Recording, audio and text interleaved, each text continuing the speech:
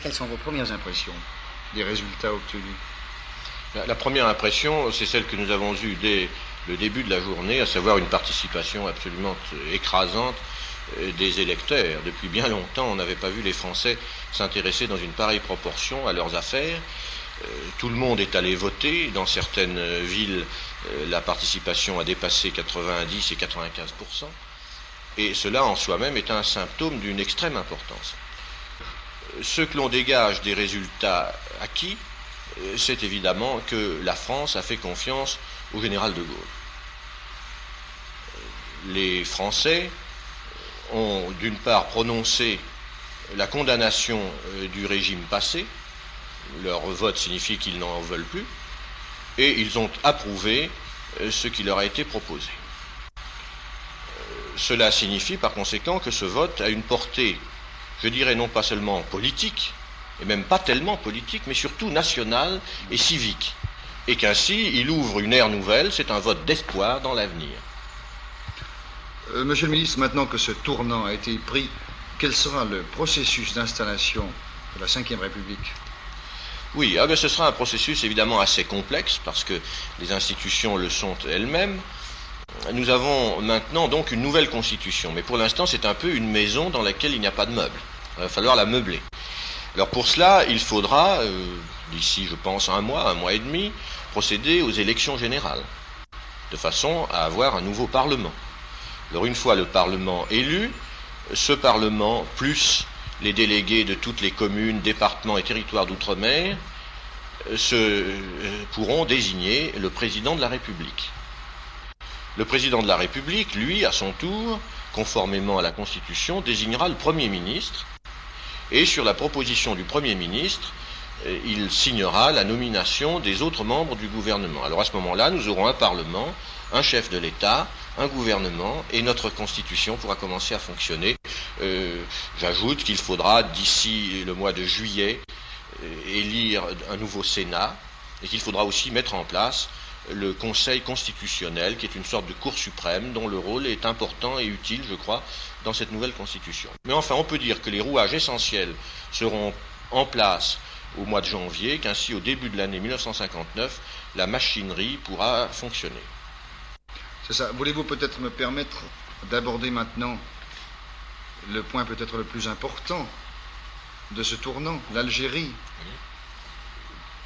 Comment pensez-vous que les choses vont se passer maintenant là-bas?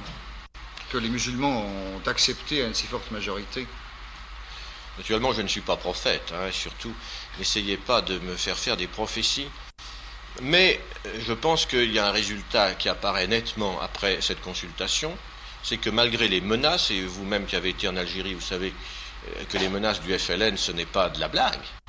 Ça peut même être très sérieux, et j'en sais aussi quelque chose.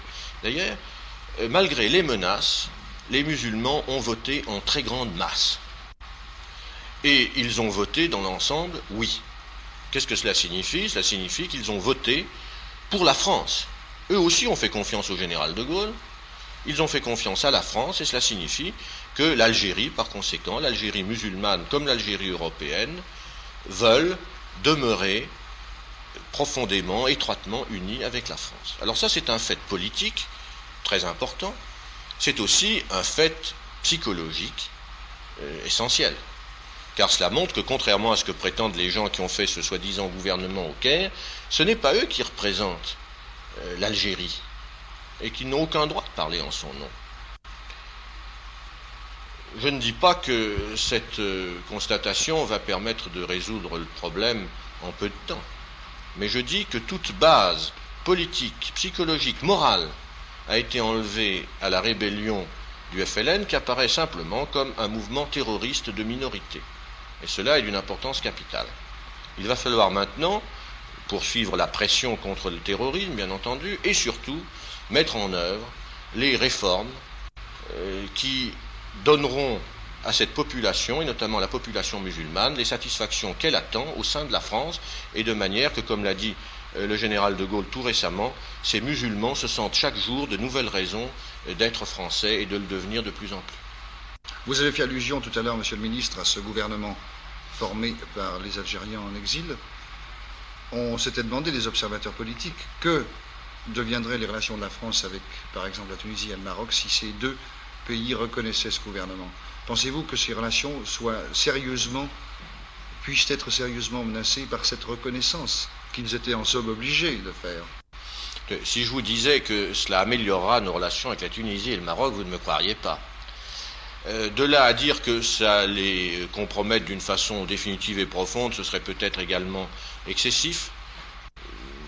Un gouvernement qui reconnaît comme gouvernement ce comité insurrectionnel et terroriste, d'ailleurs farci, comme vous le savez, d'agents communistes, ce gouvernement démontre par là sans doute qu'il n'a pas les mains très libres et la décision très indépendante.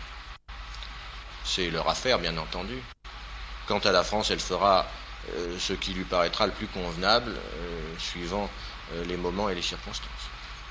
Eh bien, Monsieur le Ministre, je vous remercie infiniment d'avoir bien voulu nous accorder cette interview. Je vous en prie.